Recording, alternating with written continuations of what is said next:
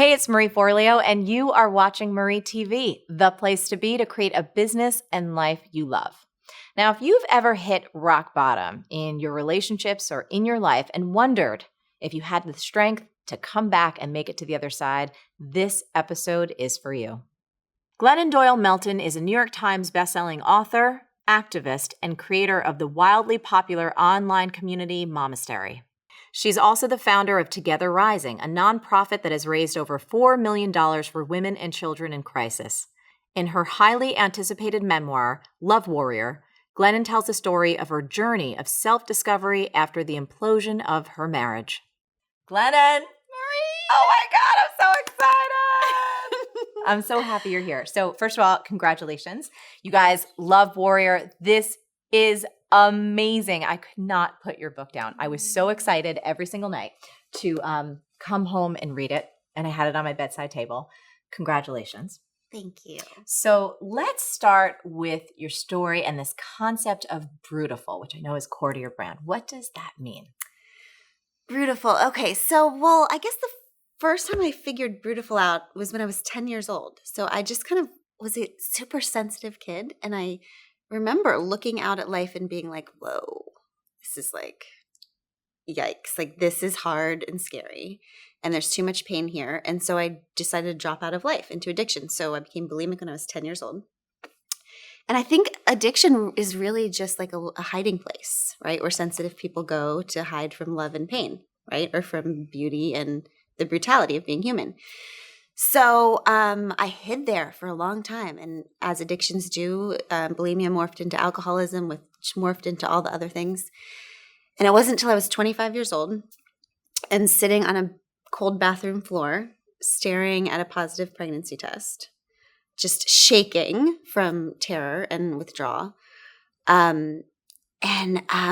I was so unfit to be a mother. You know, I'd been lost to addiction for 15 years at that point. And I just remember thinking there could not be a worse candidate for motherhood than me on the floor, shaking.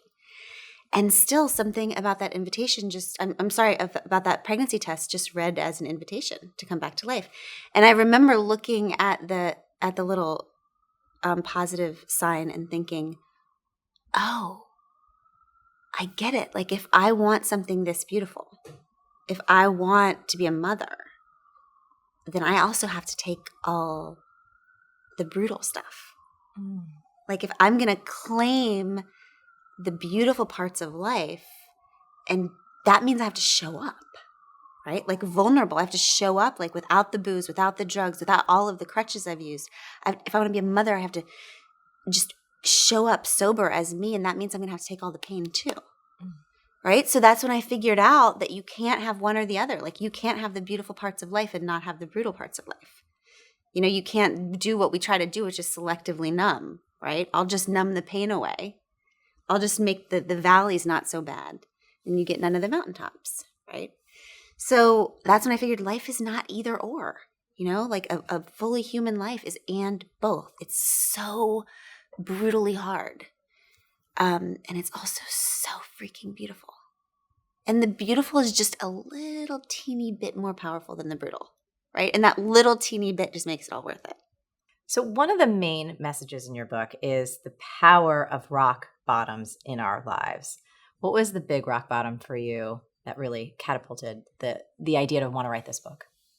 A rock bottom is just a second home to me, Marie. So I had my first rock bottom, which was the bathroom floor, pregnancy test, eviction from my life as a drunk and a bulimic, right? That's what rock bottom is to me. It's like an eviction from your life. You know, it's whatever happens that there's a before and after, you know? So whether it's like it's a diagnosis or it's an announcement that you in a marriage, it's whatever it is that divides your life into before and after. So the first one was the bathroom floor and the pregnancy test. And then the second one, after that first one, I got married and had the baby and had 2 more babies and became this like grown-up vertical person that I was just amazed, like an upstanding citizen. I had got a library card. Amazing. Yeah, which was still so terrifying when I think about it. So I was just kind of going along with life, and I became a writer, and I was kind of out there. I was like kind of like a relationships expert. Well, that's what Amazon said. So if Amazon says it, it's true, right? It's true. Oh my goodness. So, I didn't know that. yeah. So that's was really the kind of the framing of your blog in the beginning. Yes. Right. Which I never said. Like I always said I don't know what the hell I'm doing, right? But that's what Amazon said. So but that made it more awkward and terrifying when I was in therapy with Craig, I guess about 10 years into our marriage, and Craig revealed to me, I was clueless about this, but he revealed to me that he'd been unfaithful to me our entire marriage. So in less of a relationship way and more of like a serial one-night stand kind of way. So anyway, that was a big, huge rock bottom for me because it was the most painful day of my life, I think, which is saying a lot. Because the first time, because I felt evicted from my life again, but the first time when I was evicted from my life, I was a disaster, right? Like I was a drunk and I was a bulimic and I was on drugs. So even I was like, good call, like solid eviction. Like my life sucks. Yes. So I'll just take this invitation to become a something good else. Person, yes. Right. Right. But this second time, I was like, I'm everything I've ever wanted to be now. Right? Like I'm sober and I'm sane-ish and I'm happy-ish and I'm a mom and I'm a friend and I'm a career woman and now I'm a relationships expert. So how the hell am I going to be that anymore? Like I didn't even know my own relationship, So I just felt like, and I think it's great. I think because women, we define ourselves so much by our roles. Yes. Right? So we don't even know who we are at a soul level. We grew up by becoming things, right? I got sober and I'm like, I just become stuff. Like I become a mom and become a blah, blah. So when all that stuff gets taken away from you and you don't know who you are on a soul level, I was paralyzed. Like I did not know what to do with myself in the morning. Like I didn't know if I'm not a mom, if I'm not, my kids fell apart, all of it. And this was like 2 weeks before my first book came out. So then I had to hit the road and put the smile on. Right. Was that extraordinarily difficult, like that internal struggle of knowing that you produced this one piece of work and you wanted to see it out in the world and feeling inside like everything has just crumbled? Yeah. Yes, but here's the good news. When you've been to rock bottom before, you also know the power of it. Okay? So the thing about rock bottom is, and pain and being evicted from your life, is that you live in the emotional spot of it. And the emotional spot of it tells you, well, everything's over and this is the darkest time of my life and nothing's ever going to be good again. But then you have this wise side of yourself that's been there before and knows that rock bottom, what it really is a crisis. Okay? So we all want to avoid crisis, but what crisis literally means is to sift. Okay, like a child who goes to the beach and lifts up the sand and watches all the sand fall away, hoping that there's treasure left over. Yep. So that's what crisis does. It sweeps into our life and it forces us to hold up our life and let everything fall away that we thought we needed so that we can find out what's left over, right? Like what can never be. And that's why people who have been to rock bottom are the people who are wise and kind and brave and able to laugh at the days to come, because these are the people who know that the way this life is designed is that the only things you need are the very things that can never be taken from you. Right? So fear just goes so it's sad for me that I've been to this individual rock bottom and marriage rock bottom, but oh my God, I wouldn't change any of it because I'm just not freaking scared anymore. That's amazing. You wrote about, I cannot save my marriage, but I can save myself. Mm-hmm. Is that just like a download you got? Was that a mantra you kept repeating, or was it just like a realization? You're just like, no, this is how I must move forward. Yeah, it was a download. I love that. I love that term because I say that all the time. It feels wisdom often feels like a download. So I was in the van, in my freaking minivan after I got out of therapy and learned that my minivan life was over, right? I was like, I hate this minivan, right? I need a freaking sports car, right? So I remember getting in the minivan and I remember downloading this, whatever it is, wisdom that told me, okay, I am not what just happened to me in there, but I might be what I do next, right? It was like this moment of, oh my God, it's all about next, right? So I remember thinking, I mean, and there was all the grief that went through it. I mean, I think after you get news like that, there's a shock period. Mm-hmm.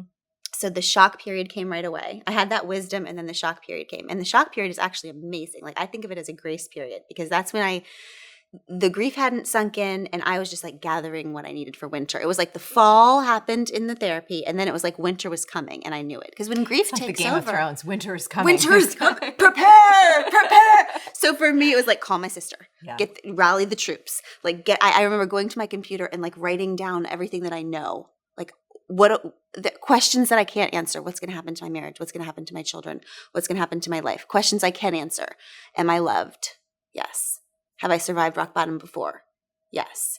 Do I have the people that I need who love me around me? Yes. So everything was like what I can answer, what I can't answer. And I did. I called my sister. She came, and she was on the road the next day to get there. My parents came.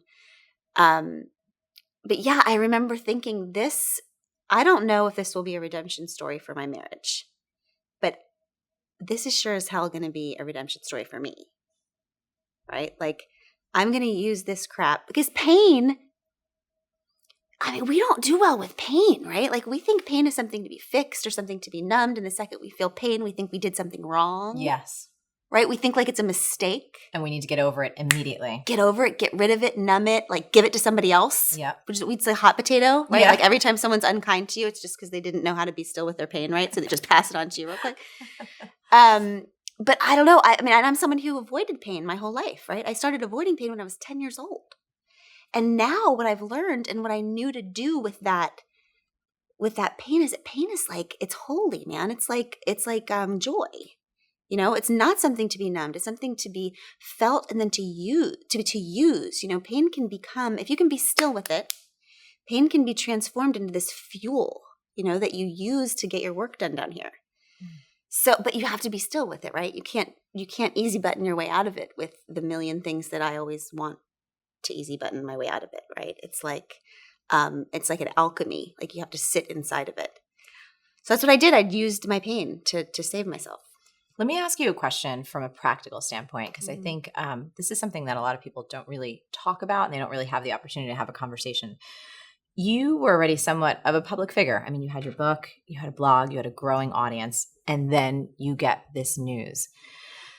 Was it hard for you to think about going to write to your audience and discerning how much you could reveal right then and there, and thinking like, I need to process this for myself first? Was that hard? Yeah. So I didn't do a lot. And I was used to like living out loud. Like, I'm living out loud. Which is fine when you're telling your own story. Yeah. Right. And also because I'm usually writing from, like we call it, writing from a scar and not a wound. You know, I mean, I'm writing about myself 5 years ago or whatever. But in that time was so different. Like, I remember thinking, oh, I can't process this the way I used, because somebody else's, this is not just about me. It's about my husband. This is about my children. This is our story. Yeah. So I told enough. I always say, like, try to be brave enough to tell your own story, but kind enough not to tell anyone else's. Right. So I told enough so that people knew that I was like having a hard time. Yeah. Right. That, but I was actually secretly writing every morning, because that's how I process. Right. So I was in my office, because I didn't have a room by that. So I'd go into the dark office and write every single morning. And that, my editor, who's a dear friend, like 6 months in, said, how are you doing? Like, how are you doing? And I didn't have it in me to explain what was going on. So I just sent her a few pages of what I'd been writing. And she wrote back and was like, oh my God, like, you know, you have to publish this, right? And I was like, no, I don't know that at all, actually. And so that's what started this. And so then it was like, I was like in this, you know, moral dilemma, like, should I do it? Should I not do it? And then at one point she was like, well, you know, you're a writer, so if you don't, you're going to have to write something else. And I was like, oh, okay, let's just publish it then. I want to write something else. And then I figured out, I was sitting with Craig one night, we were talking about all of it, like the possibility of publishing it. And it was like, why wouldn't I? Okay, what would be the main reason not to tell this story? And the only reason is shame. I tried to come up with a bunch of other ones, right? But the bottom line was that I was ashamed. Like, I was in this marriage, and whatever the stories we tell ourselves, like I wasn't enough, and my marriage, I'm a fraud, and my family's a fraud, like all the stories I was telling, and it all comes down to shame. And Marie, for me, the only thing that I know as a recovering addict is that shame is the kiss of death, right? Like shame is not true, right? It's a lie, and it tells us that our experience is different than everyone else's, and that we're bad, and shame. I have to check my shame levels every day, like diabetics check their insulin. That's why I write, because the second something feels dark and scary, that's when I have to get it out. Because truth, it feels scary on the inside, and then you get it out, and it's just, psh, what's the big deal? It's nothing. Yeah. And then everybody goes, me too. It's like that. It goes away. Yeah. So really the question for me and for Craig was like, is shame true or is it not? Because that's a yes or no question, right? It's not like no, there's no shame about for you because you're an alcoholic, but sex shame, that's real. No, It's not true. Like this stuff is heavy, and it's scary because we don't talk a lot about sex. We talk a lot about sex, just in bullcrap, in ways that aren't real, right? In ways that are completely unrealistic. Right. And this is actually another question I wanted to talk about, because I felt such my shoulders relaxed, and I was so relieved when you were telling the story about, being with this man that you loved. And obviously you guys had experienced a lot, but this person feeling repulsed by him, and like you didn't want to have sex. And I wanted to ask you, because I talked to so many girlfriends about this who absolutely love their husbands despite the state of their relationship, whether there's infidelity or not. They are in a marriage, they are committed to each other, and yet they don't want to have sex. And I mean, it's something I've talked about this on the show a little bit. Sometimes I have so much trouble staying in my feminine, and I'm a person who's really in my body. So I was curious about your journey, especially going through the forgiveness that has to come after infidelity, but then being able to get yourself turned on again enough for you to be able to be intimate with Craig. Like, was that difficult? So it was the hardest thing I've ever done in my life. So it took 18 months to even consider. I mean, that's the thing. This process takes so long. I mean, here's what I think happened to me and what I figured out in therapy, because I went back to therapy for the billionth time during this time. Yeah. Because you have to dive into it. If you're going to get the gifts of rock bottom, you have to dive the hell into it. You have to go straight towards whatever pain you would prefer to run away from. So I went back into therapy, and what we figured out in therapy was that I had all kinds of body issues still, right? Which I kind of knew. I mean, I became bulimic when I was 10, and I've struggled with body image and body stuff forever. So I used to use food to numb. Now I exercise too much. It's like I can't freaking figure it out. I will die not figuring it out. Most of us, I mean, you're not alone with that. I mean, almost every woman, regardless of her size or shape, it does not matter. Right. We were talking about this off camera. Sometimes Elsa and I will talk about this, and how nuts we can make ourselves with the body. Exhausting. It is exhausting. So freaking annoying. And it's because we're poisoned, right? So I used to think, oh, I'm broken. What's wrong with me? Well, it's because, we get messages every freaking day from the time we're 0 to now saying, the beauty way looks this way. We can be successful. Women can be successful if they're beautiful. And this is the one way that you need to look beautiful. And so what you have to do is you have to spend your entire life becoming smaller and smaller and smaller in voice and in being. If you could just almost disappear, that would be perfect. That would be perfect. Right. It'd be great. But if you can't disappear, just shh, right? And take just. So anyway, the interesting thing that I learned in therapy is that, so if we're trinities, right, that we're body, mind, and spirit, which I think we are, then the healthiest of us live out lives of the mind, lives of the spirit, and lives of the body, right, physical lives. But women and girls, we get shamed so early for our bodies, and we get so many confusing messages about our bodies that what actually takes place is it's almost like we vote our bodies off the island, right? Like we're like, I'm just going to live in this mind and feeling and sometimes spirit space. But this stuff, because we're objectified, right? So we don't even care how we feel. We care how we look. We don't care what we desire. We care that we're desired. We are constantly objectified. So of course our bodies would become objects even to us. So we're not living out this life. We're not feeling. So that's what happened to me. I voted my body off the island.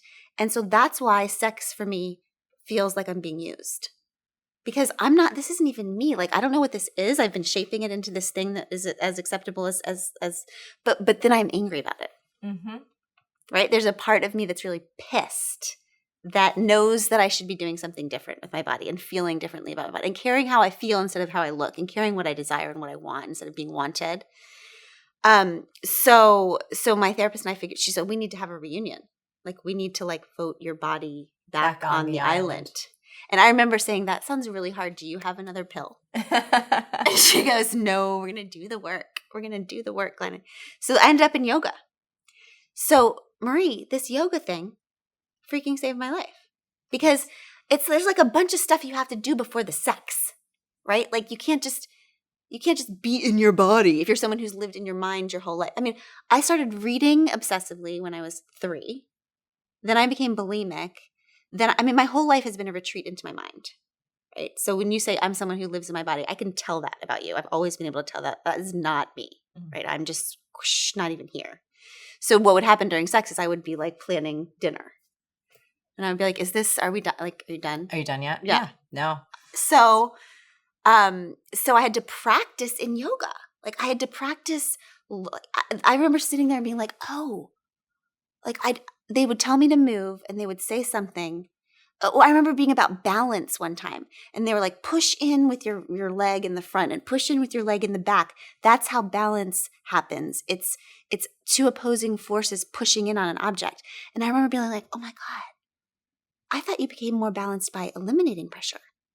So you're saying pressure keeps us grounded, like these pressures in our lives, like love and family and friends. This is what's like keeping me grounded. Like it was like this downloading of like, oh my God, my body is teaching my mind. That's great. Body is teaching mind. That's crazy. Like I could have this whole life of the body, which is of course what we have to get to at sex, right? We have to be fully present and let our bodies take over. So it's still a process for me, and sex still isn't easy for me. I don't think it's easy for most of us. I know it's gotten harder as I've gotten older, but I love talking about this again because it's something that we don't get a chance to talk about. We don't get a chance to talk about publicly, and there's so much shame around it. So thank you for entertaining that question for me and for sharing that. You know, there was something in the book that you wrote about when you were digging deeper into the Bible about the idea that women are helpers.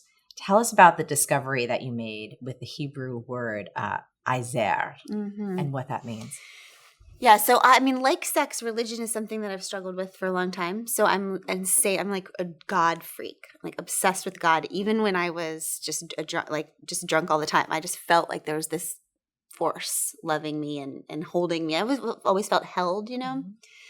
And I'm a Sunday school teacher. I'm like a church lady, but I'm always like pissed about church too, because I don't know, probably because of the messages to women, you know, in the Christian church, just make me crazy. And so I remember when I was going through the separation, I was at church and this woman walked up to me and she said, this is what like the Christian ladies say when they're gossiping about you. They're like, so we were talking about you at prayer group. And everyone's just really praying for you and Craig. We've requested prayers. And I'm like, oh my God, just tell me that you were gossiping, okay? So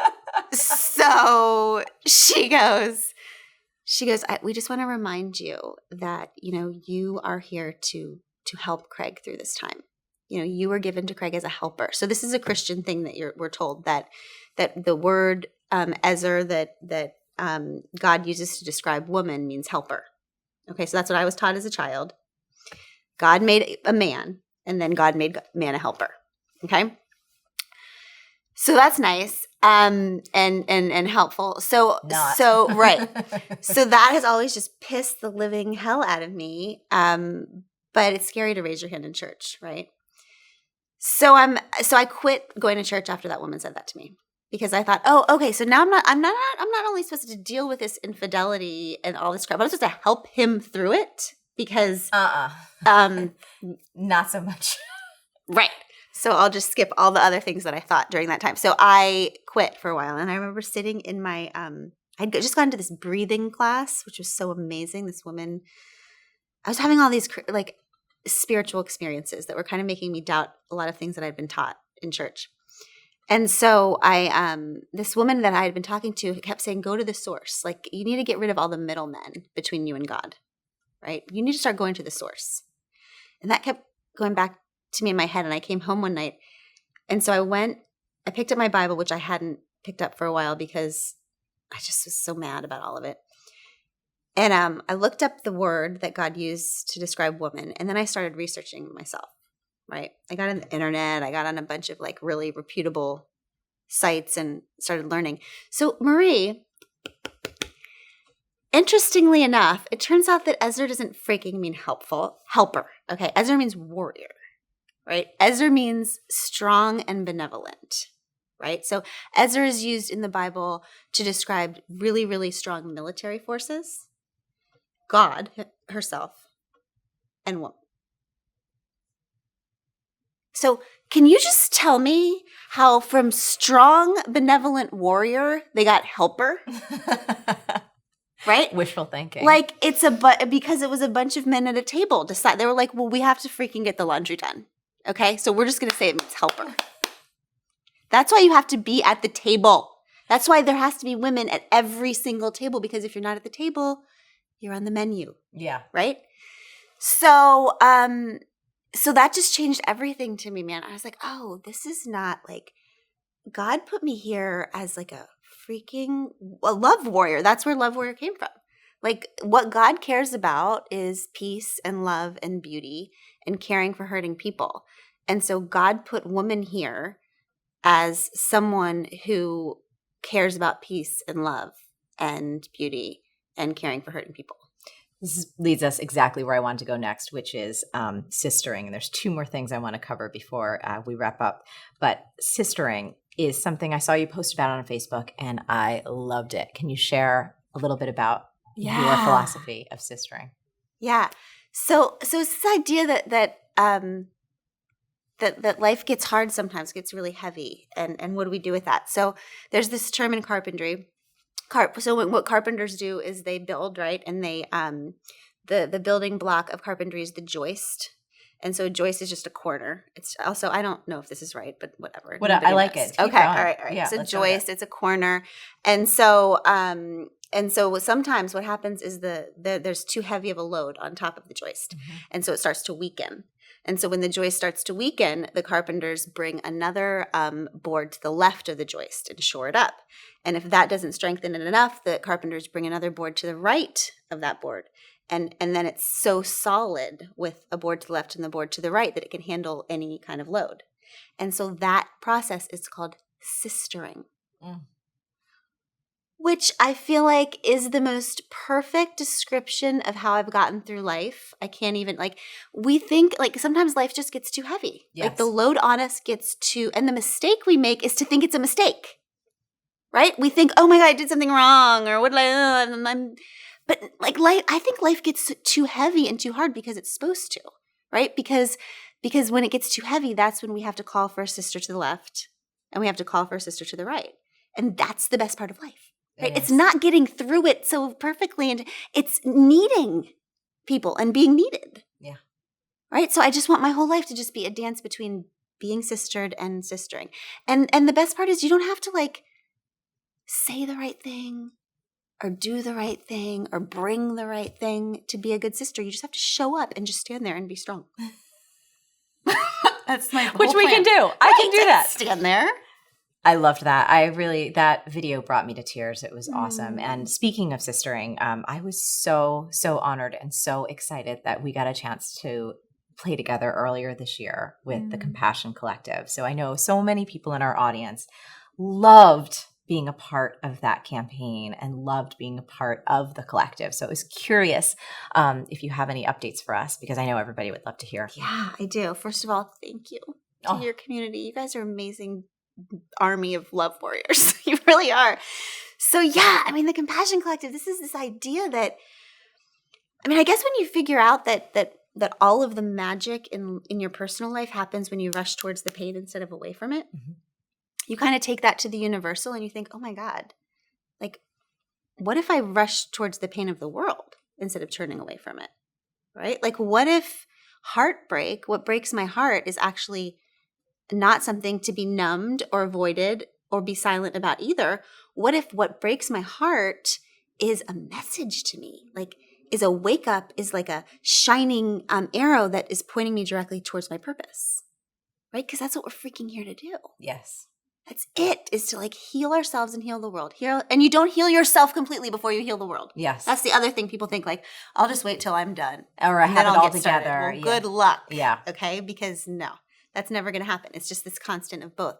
So when we figured that out, we thought, all right, we're just going to, what breaks our heart, man? You know, what this year, what is, and so the refugees, of course. I have this friend, Amy, who I work with, and her heart for the refugees is so huge.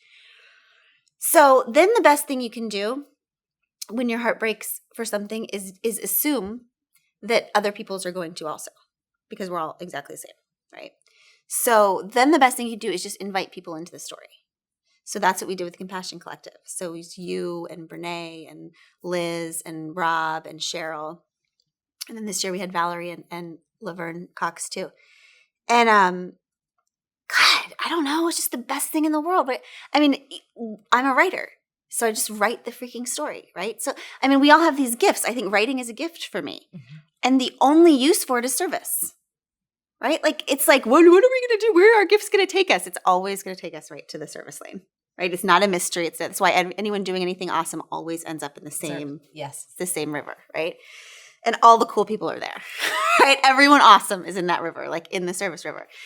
So I don't know, I think we're up to like $2.5 million for the refugees. The best part of the Compassion Collective and the Love Flash Mobs is that no one's allowed to give more than $25. So it just creates this feeling of community, and, you know, it totally dispels the idea that you have to be like rich to be a giver. Absolutely. Because giving isn't about how much you give. It's about what changes inside of you when you do it, no matter how much it is. Right? So these efforts are not, you know, it's not just for the refugees, it's for us. And also I love that for this particular campaign that it was about homeless youth in America as well. I thought that was a really beautiful component. And that's the biggest update we have now. So just amazing things are going on right now in 16 different cities.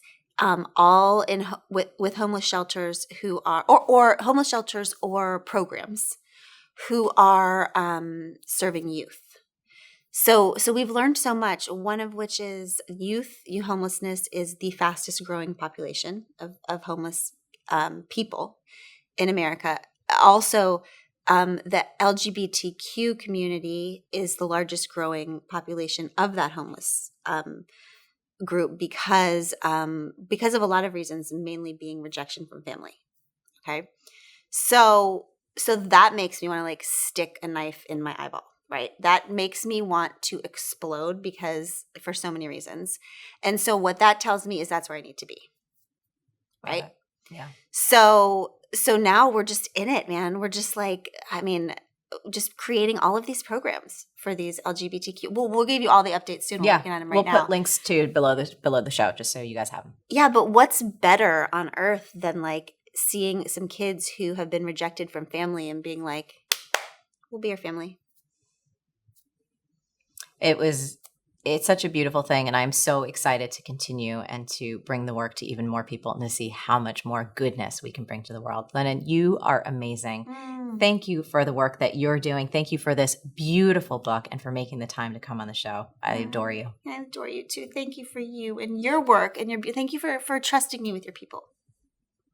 Now, Glennon and I would love to hear from you. What's the single biggest insight that you're taking away from this conversation today? Leave a comment below and let us know. Now, as always, the best conversations happen after the episode over at marieforleo.com, so go there and leave a comment now. And when you're there, be sure to sign up and become an MF Insider. That means you're just going to join our email list. And the moment you do, you'll get access to a powerful audio I created called How to Get Anything You Want. You're going to love it. You'll also get access to some exclusive content and special giveaways and insights from me that I don't share anywhere else. Stay on your game and keep going for your dreams, because the world needs that special gift that only you have. Thank you so much for watching, and I'll catch you next time on Marie TV. Oh, yeah. Oh, snap. Damn. Got it. Mark. Smack it down in the air. Oh, you think I don't have that level of coordination like that? Oh, yeah. I know how to do book choreography better than anybody else.